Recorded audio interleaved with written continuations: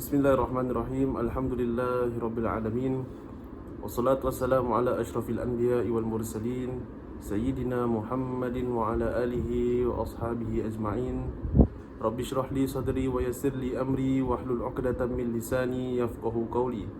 Subhanaka la ilma lana illa ma 'allamtana innaka antal alimul hakim. Allahumma la sahla illa ma ja'altahu sahla wa anta taj'alul hazna idza syi'ta sahlan sahla. Wa sallallahu ala sayyidina Muhammad wa ala alihi wa sahbihi wasallam walhamdulillahi rabbil alamin.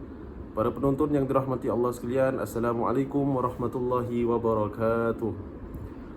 Alhamdulillah, kita terus berpanjat ataupun kita meningkatkan kesyukuran kita pada Allah Subhanahu wa taala atas segala nikmat iman, nikmat Islam dan juga kesihatan.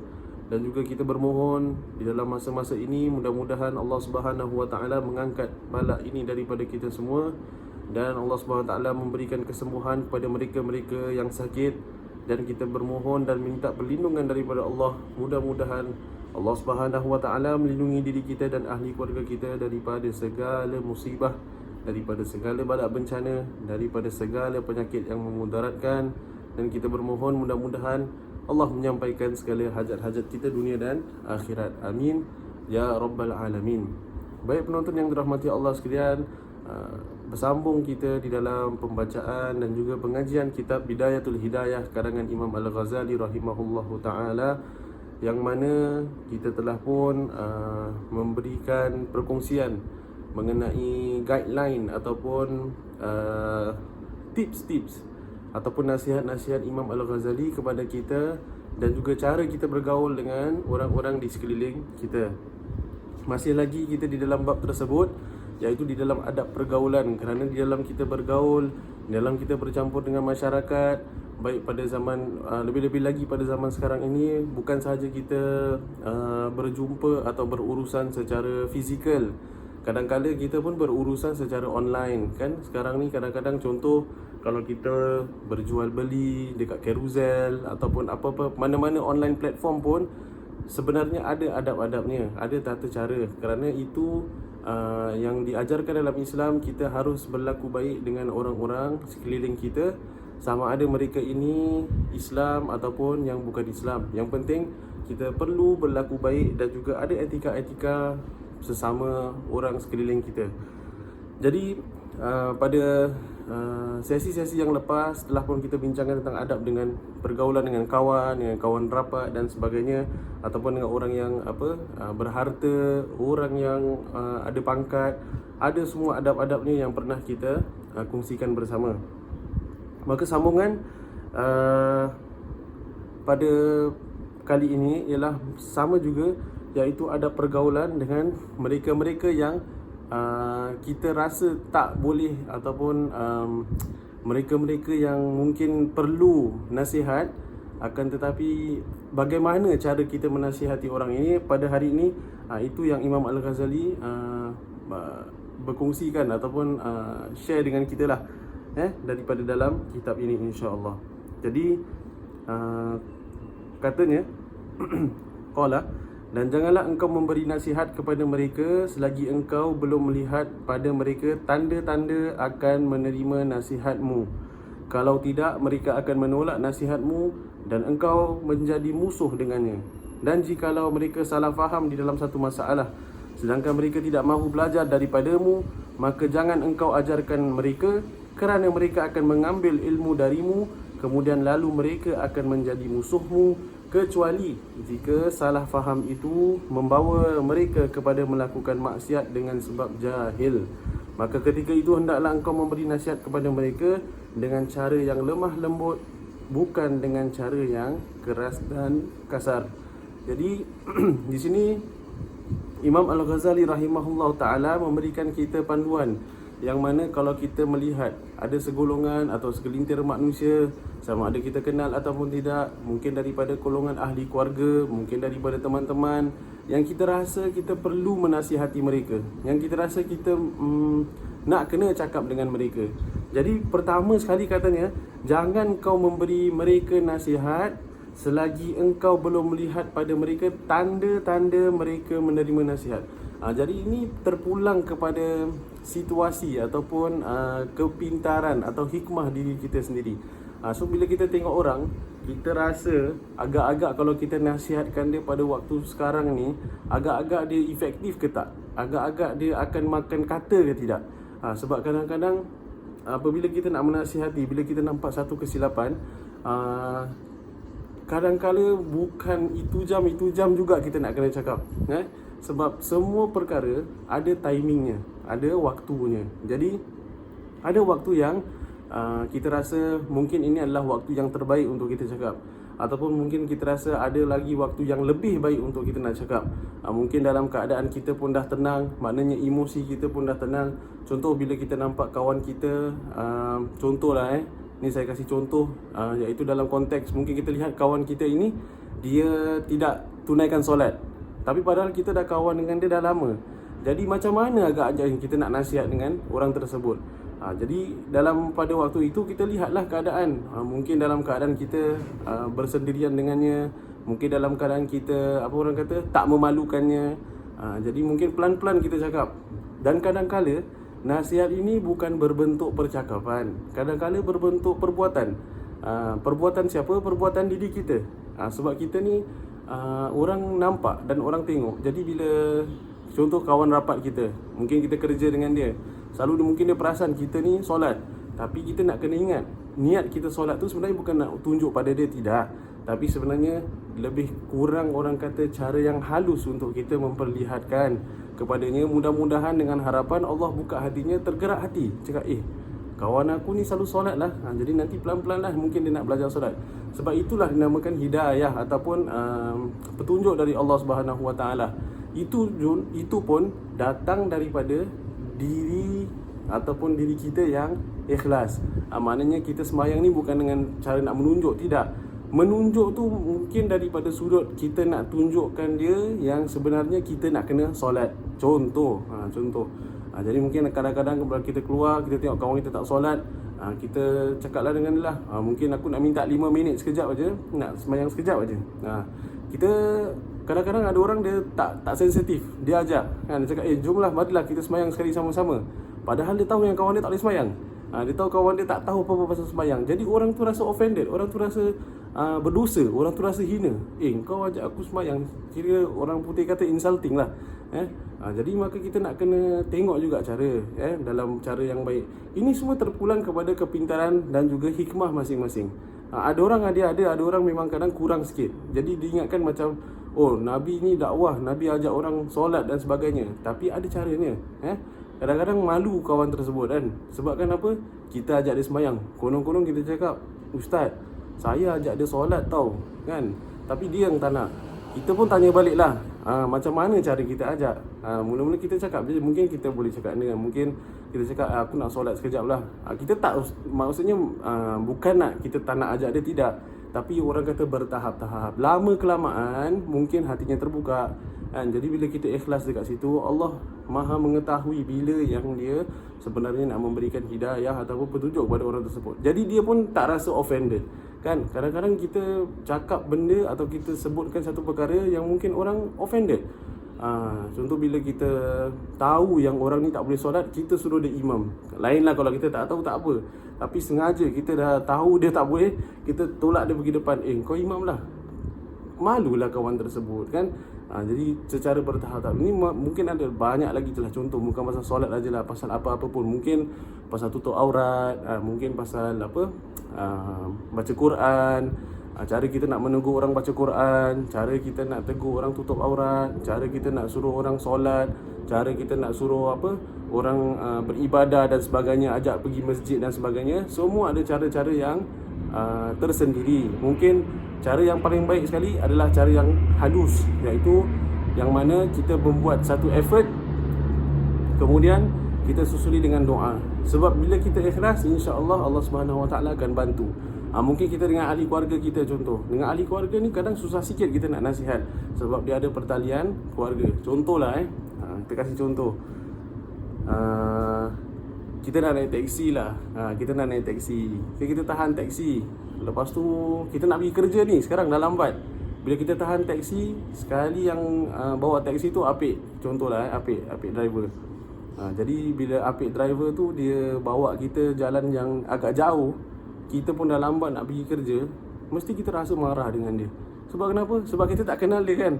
So kita cakap dia, uncle, why do you take longer route? Atau why do you take so many route that have so many gantries? For example, I'm late for work. Kita mungkin boleh suarakan sebab kenapa? Sebab kita tak kenal apik tersebut. Tapi bayangkan kalau misalnya kita tahan taksi, sekali yang sampai tu pakcik kita, ataupun yang sampai tu salah satu daripada ahli keluarga kita, agak-agak kita nak marah tak? Kita dah lama nak pergi kerja ni, sekali pakcik kita bawa kita pusing sana, pusing sini, pusing sana, pusing sini, alas kita pun nak tegur dia pun segan. Sebab kan ahli keluarga ni mungkin ada segan sikit. Jadi itu maksudnya, kalau misalnya kalau kita nak nasihat sesama diri kita dengan kawan-kawan dan sebagainya, ada cara yang halus kan. Kita pun mungkin nak cakap dengan pakcik kita nak pergi kerja dah lambat pun, mungkin kita beralas. Jadi ibaratnya macam gitulah. Kalau kita nak nasihatkan orang-orang yang terdekat, kita nak kena fikirkan alasan-alasan yang baik supaya kita rasa agak-agak kalau dia boleh terima, Alhamdulillah. Tapi kalau dia still tersinggung juga, kita minta maaf dengan dia dan kita cakaplah, ini semua hanyalah kerana Allah Subhanahu Wa Taala. Aku tegur kau dengan cara yang baik ni sebab aku sayang, contohnya. Sebab kita ini ingat yang ini adalah cara yang terbaik. Tapi kalau tak boleh terima, minta maaf. Kita dah laksanakan tanggungjawab kita. So macam gitulah kata Imam Al-Ghazali, kalau kita nampak tanda-tanda yang dia belum boleh terima nasihat, jangan nasihat dulu. Sebab kenapa? Itu akan menimbulkan permusuhan. Memang betul, kadang-kadang orang semua rasa apa, dia ni asyik ajak sembahyang aje lah kan. Aku rasa macam, yelah, kau lah seorang yang paling baik, kau lah seorang yang ahli syurga. Sebab kita rasa apa? Sebab kita asyik ajak sembahyang je. Mungkin tak ada gradual punya steps lah Wallahu a'lam bisawab. Jadi Imam Ghazali dah sebut dalam kitabnya, bila kita nak nasihat, kalau kita rasa orang tu belum nak terima nasihat, tunggu dulu. Tunggu sampai agak-agak kita tengok dia boleh terima, dan kita dalam masa tunggu tu kita fikir cara macam mana agaknya kita nak tackle orang tersebut. Ini namanya dakwah. Jadi dakwah ni dia sebenarnya nak kena dengan hikmah. Ud'u ila sabili rabbika bil hikmati wal mau'izatil hasanah. Kata Allah SWT, serulah kamu ke jalan Tuhan dengan hikmah. Jadi untuk kita nak avoid permusuhan, untuk kita nak elakkan permusuhan, kita tunggu dulu waktu yang sesuai yang kita nak nasihat. Kalau kita rasa kita tak boleh, kita suruh orang, kita minta pendapat orang lain. Macam mana agak-agak aku nak bilang dia suruh tutup aurat? Macam mana agak-agak aku nak bilang dia untuk nak solat contohnya? Macam mana aku nak bilang dia agak-agak yang dia tengah buat ni benda yang salah? Macam mana? So kita nak kena fikir. Kalau kita tak mampu nak buat sendiri, kita mungkin minta pendapat orang, ataupun mungkin kita suruh orang nasihatkan. Sebab selalunya biasa teguran yang baik, teguran yang ikhlas, nasihat yang ikhlas itu akan menusuk ke hati. Apa saja yang datangnya daripada hati akan tembus ke hati seseorang yang lain. Itulah namanya ikhlas dalam memberi teguran. Jadi kalau tidak, kata Imam Ghazali, mereka akan menolak nasihatmu dan engkau jadi musuh dengannya. Baik-baik kita nak tegur dia, tapi akhirnya jadi musuh dengan kita. Kita pula tak boleh cakap, saya dah tegur dia tau, tapi dia masih tak suka saya lah. Yelah, kita nak kena tengok macam mana cara kita tegur. Jadi Imam Ghazali dah sebutkan dalam kitabnya. Dan jikalau mereka salah faham dalam satu masalah, sedangkan mereka tak mau belajar daripadamu, maka jangan engkau ajarkan mereka. Kan kita nampak mungkin diorang tak boleh nak solat, diorang tak nak solat lagi, kita jangan ajarkan mereka, paksa-paksa kita ajarkan mereka solat, paksa. Sebab apa? Kita tengok, sebab kadang-kadang benda tu bukannya mereka tak tahu, mereka tahu, cuma mungkin belum sampai waktu, ataupun untuk mereka tu ada lagi perkara-perkara dalam hati mereka, ataupun mungkin ada benda-benda yang mereka rasa belum yakin atau belum terpanggil untuk nak solat. Tapi bila kita pelan-pelan, kita tunjukkan contoh yang baik kan, kita solat aja. Jangan hiraukan. Jangan pula kita terbalik terikut diorang pula. Diorang tak solat, kita pun jadi tak solat. Tak usah. Jadi kita tetap dengan pendirian kita sebagai orang beriman. Kita terus tetapkan solat, kita terus tetapkan tutup aurat. Jadi bila pelan-pelan kita nampak orang rasa perkembangan tu, insya-Allah sama-sama dia akan maju. Saya kasih contoh, mungkin ni contoh yang simple lah, contoh yang mudah, yang saya mungkin pernah, bukan nak kata kita bagus ke tidak, tapi ni semua atas izin Allah Subhanahu Wa Taala. Memang kita ni minat main bola kan. Jadi kalau kita tahu aurat lelaki ni daripada pusat sampai lutut, daripada pusat sampai lutut. Maklumlah kalau main bola biasa, kalau kita tengok secara keseluruhannya ramai orang yang main bola ni dia pakai seluar pendek kan. Pakai seluar pendek. Jadi bila pakai seluar pendek tu maknanya nampak lah dia punya lututnya lah. Bila nampak lutut maknanya tu auratnya dah terbuka. Jadi tu ada satu tim. Jadi kita letakkan undang-undang lah. Kita tak letak undang-undang macam mana, tapi maksudnya kita letak undang-undang kalau boleh sampai awal, kalau boleh kita saling menghormati antara satu sama yang lain. Tak mau ada kata-kata kesat, tak mau orang kata ada gaduh-gaduh dan sebagainya. Jadi bila kita mula-mula buat tu, kita kan sekarang ada yang seluar tights tu, yang kita pakai dulu lah. Maknanya dia grip lah, dekat dalam tu warna hitam lah. Kita pakai tu dulu, kemudian kita overlap dengan seluar pendek. Jadi bila kita pakai seluar pendek tu, lutut kita tu dah cover ataupun dah tertutup dengan seluar tersebut. Lepas tu baru kita pakai stokin, pakai baju bola, main bola macam biasa. Jadi budak-budak yang nampak ni sekarang dah banyak. Bila budak dah nampak ni, dorang pelan-pelan dorang pakai. So macam bila saya buat sedemikian, adalah beberapa lagi kawan-kawan yang lain pun buat macam tu juga. Jadi bila ada budak-budak lain yang join dan sebagainya, nanti lama-lama mereka rasa macam rasa kita tak cakap apa-apa, kita tak sebut pasal aurat pun, tak cakap pun. Tapi mereka sendiri yang rasa, kalau main untuk tim ni memang nak kena tutup aurat lah, sebab majority semuanya tutup aurat kan. Subconscious dipanggil, subconscious mind. Kita tak adalah budak tu datang pakai seluar pendek, kita tak kasih dia main. Awak pakai seluar pendek ni, awak tak boleh main bola dengan kita. Awak tak tutup aurat ni, awak tak boleh main bola dengan kita. Awak datang rambut awak kali ni, awak tak boleh main bola dengan kita, maka tak boleh. Tak, kita kasih dia main. Kita kasih dia main sama-sama dengan kita kan. Mula-mula memang macam tu lah. Mula-mula memang macam tu, masih nak kenal-kenal dan sebagainya kan. Jadi mereka dah pasal bola tu, ataupun medium yang orang semua, kita ada common medium. Kita ada satu tempat yang asas yang kita suka dan minat yang sama. Jadi bila kita buat benda yang sama tu, sampingannya tu, kalau contoh gamenya daripada pukul 7 sampai pukul 9 malam, maknanya tu kena dengan waktu solat maghrib. Jadi kita pun sebelum start game tu, kita cakap dengan referee lah, ref, kita start lambat sikit lah, 7:30 maybe. Nanti kita mungkin half time sekejap aja, for example contoh. Jadi sebelum kita mulakan game, kita solat dulu kan. Jadi mereka-mereka yang tak solat ni, bila kita nampak kita solat, nanti tergeraklah sendiri hatinya. Bukannya kita solat sebab nak tunjuk, tidak. Kita solat sebab itu tanggungjawab kita dengan Allah Subhanahu Wa Taala. Jadi mereka-mereka yang solat, mereka tunaikan dengan kita. Nanti sendiri mereka-mereka yang tak solat ni, kadang mereka rasa macam alamak, terpanggil lah mungkin nak belajar solat dan sebagainya kan. Hasil daripada main bola. Jadi gitulah. Jadi masing-masing. Kadang-kadang kalau kita ajak gitu, cuba bayangkan kita ajak, marilah sekali solat sama-sama, padahal dia tak tutup aurat dan sebagainya, dia mungkin rasa tersinggung. Jadi kita biarkan saja, kita diamkan dengan niat kita doa, mudah-mudahan Allah Subhanahu Wa Taala berikan dia hidayah, mudah-mudahan Allah berikan dia kesedaran. Sikit banyak mesti terlintas dalam hati dia, lain kali aku nak pakai seluar panjang lah, ataupun lain kali aku nak tutup aurat lah. Sekurang-kurangnya at least boleh ikut-ikut semayang kan. Tak tahu baca pun tak apa, ikut solat jamaah pun jadilah. Perlahan-perlahan, itu kita panggil dakwah secara subtle. Pelan-pelan, sikit-sikit. Dia tak boleh semua tukar overnight. Kita nampak orang tak tutup aurat masuk masjid contohnya, kita terus halau dia keluar. Tak boleh masuk masjid sebab tak tutup aurat. Padahal kakak tu mungkin daripada office nak singgah untuk solat dekat masjid, pakai telekung masjid. Kita belum apa-apa dah nampak orang tak pakai tudung masuk masjid, terus kita dah marah. Jadi kita nak kena ada banyak baik sangka. Sebab tu kata Imam Al-Ghazali, sebelum kita nak nasihat orang ni, kita lihat diri kita dulu dan kita lihat keadaan. Jangan sampai kita ni menjadi orang yang menjadi halangan untuk orang nak buat baik. Sebab kita banyak tengok daripada sudut luaran, tapi padahal hati masing-masing Allah Subhanahu Wa Taala Maha mengetahui.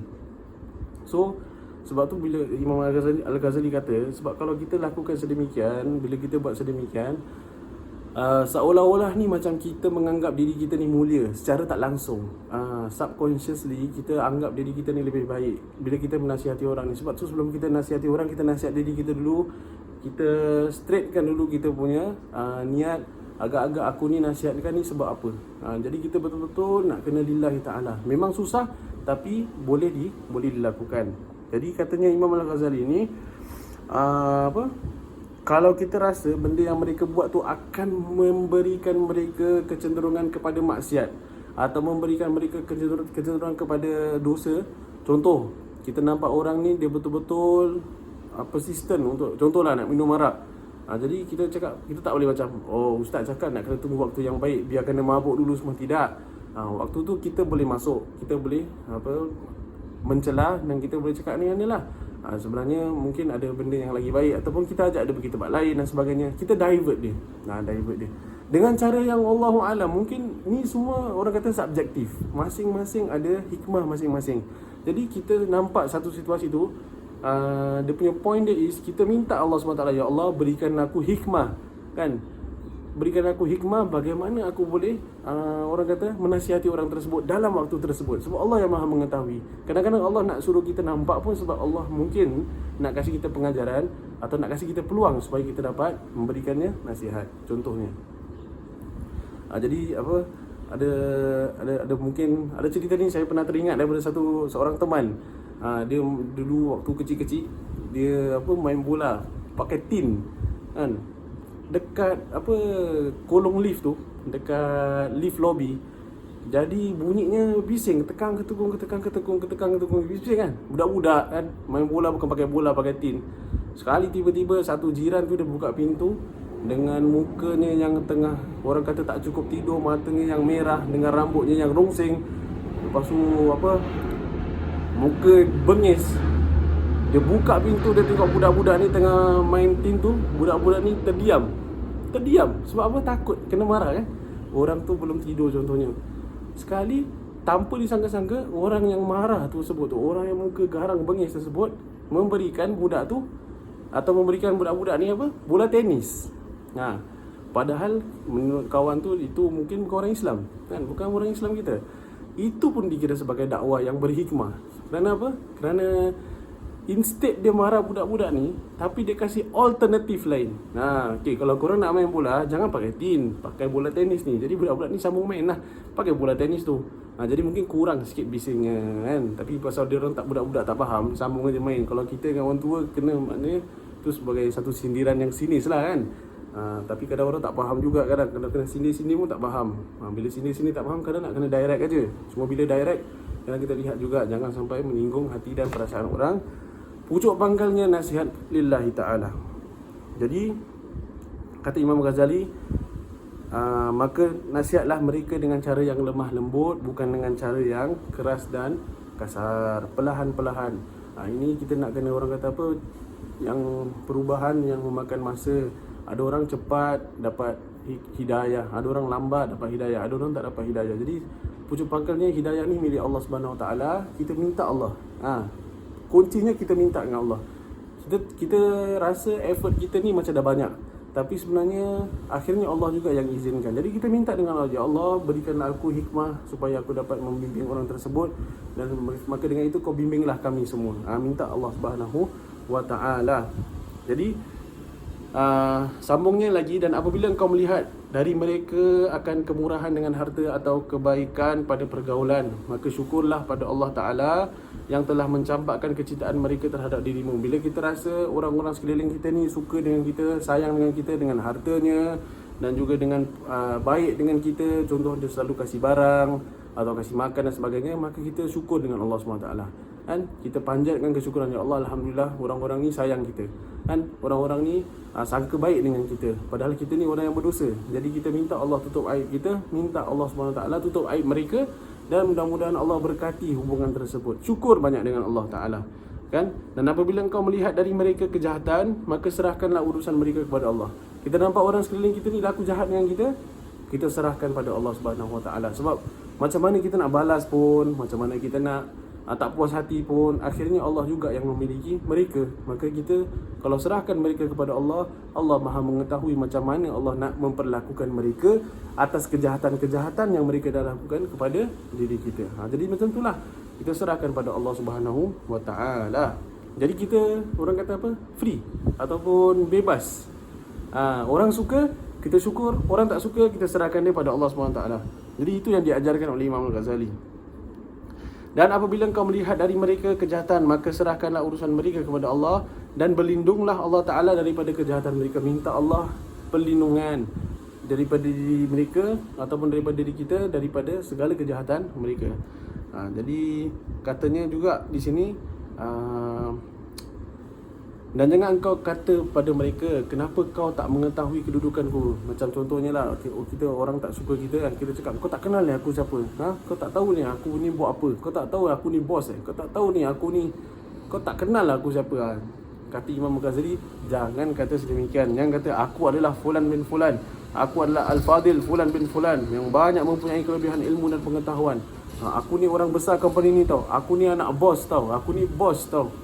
Kau tak kenal aku, kau tak ada respect dengan aku. Kata Imam Al-Ghazali, tak usah cakap sedemikian, kerana perkataan seperti ini adalah perkataan orang yang jahil. Dan yang lebih jahil daripada itu ialah orang yang menganggap dirinya suci dan memuji diri sendiri. Secara tak langsung, dia dah macam puji diri sendiri tanpa disedari. Maka banyak dalam kitab ini mengajarkan untuk kita sebenarnya menjaga diri kita, membawa diri kita dengan orang-orang sekeliling kita. Selalu memandang diri kita yang salah, bukan orang lain yang salah. Dan ketahuilah olehmu bahawa Allah Ta'ala tidak menuturkan lidah mereka untuk mencelamu, kecuali kerana ada dosa yang telah engkau lakukan. Kenapa? Kita kena fikir, kenapalah orang ni melaku jahat pada kita? Kenapalah orang ni mencela kita? Mungkin Allah SWT nak berikan kita teguran yang kita nak kena baik sangka dengan Allah Subhanahu wa Ta'ala. Untuk masa sekarang ini, itu saja perkongsian buat masa sekarang. InsyaAllah jika ada kelebihan waktu, kita akan menyambung pengajian kita pada sesi yang lain, dan mudah-mudahan kita bermohon Allah Subhanahu wa Ta'ala memberkati kehidupan kita, memberkati ilmu kita, dan mudah-mudahan Allah Subhanahu wa Ta'ala menyampaikan segala hajat kita dunia dan akhirat. Wabillahi taufiq wal hidayah. Wassalamualaikum warahmatullahi wabarakatuh.